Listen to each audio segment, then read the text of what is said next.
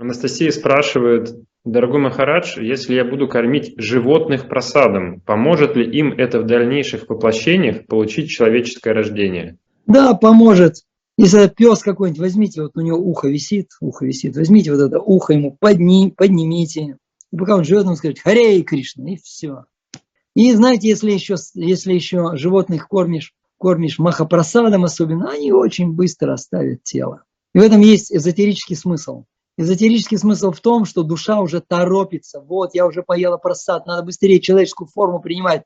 Ну сколько можно в этом грязном, мерзком, мохнатом, тамагунном теле находиться? Все. И поэтому душа сама торопится сменить тело. Поэтому часто бывало, когда животных кормят просадом, они благополучно оставляют тело.